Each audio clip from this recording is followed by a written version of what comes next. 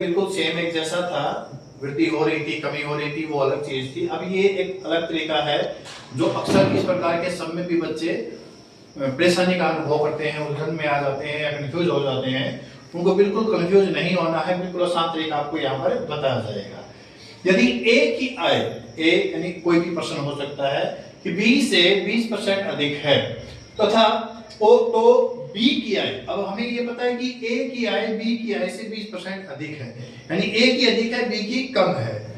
और अब बताने है कि बी की कितने परसेंट ए से कम है। ये सम बहुत बार आते हैं और हर बार बच्चा इनके अंदर उलझकर रह जाता है और अक्सर गलतियां करता है।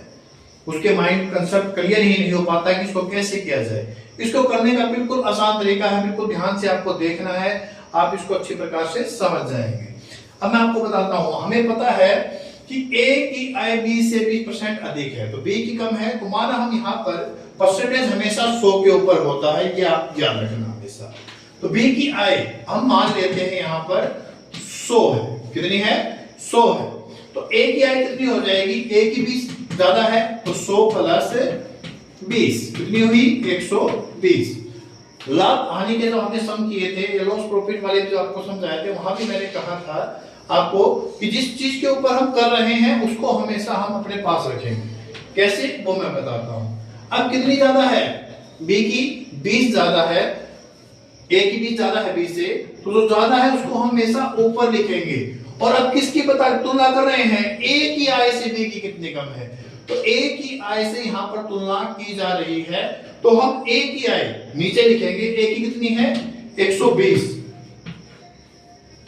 है, और मल्टीप्लाई किससे करेंगे, इसको कन्वर्ट करने के लिए परसेंटेज में हमेशा कन्वर्ट करने के लिए मल्टीप्लाई किससे कर देते हैं, हमें पता ही है कि 100 से करेंगे यहां पर कन्वर्ट। अब आप जानते हैं कि 20 एकम 20 और 20 के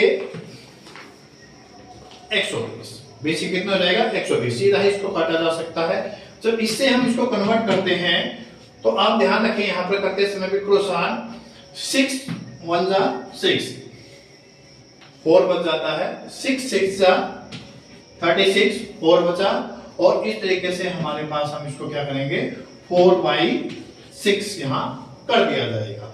यहां पर इसको हम यहां काटते हैं तो 2 और 3, यानी हमारा आंसर क्या आएगा 16, सही 2/3, ये हमारे पास आंसर आ जाता है। और ये हमने किस चीज में देना है, परसेंटेज में, तो ये परसेंटेज हमारे पास आया और हमने इस आंसर को यहाँ पर लगाया और इसको यहाँ पर टिक कर दिया, ये हमारा आंसर आ जाता है।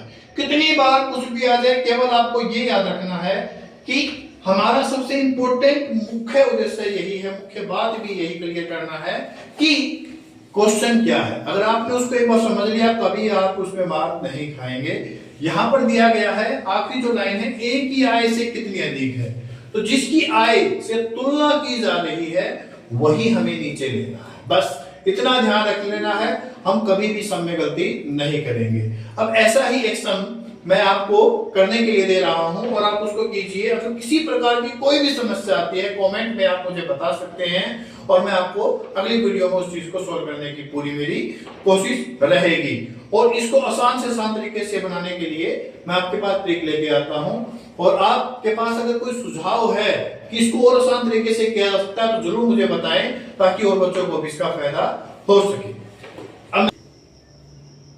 अब ये जो सम है आपको करने के लिए मैंने बनाया है, यहाँ पर आपको देखना कंपटीशन एग्जाम में बहुत ज्यादा बार इस प्रकार के सम आते भी हैं, जो मैंने आपको बताया था वही तरीका है, वही सिस्टम है, आपको देख के चलना है कि ये बस ध्यान रखना है कि मोहन की आय, अब यहाँ पर किसकी आय है, मोहन की आय है, उसके हिसाब से इसको सम को सोल्व करना है कि हम नीचे किसको लेंगे, किस प्रकार से उसको सोल्व करना है, ये ध्यान रखना। अब आपको ये करके दिखाना है, अगर कोई भी परेशानी आती है तो मुझे कमेंट करके बताना है, ताकि मैं अगली वीडियो में आपको इस बारे में बता सकूं।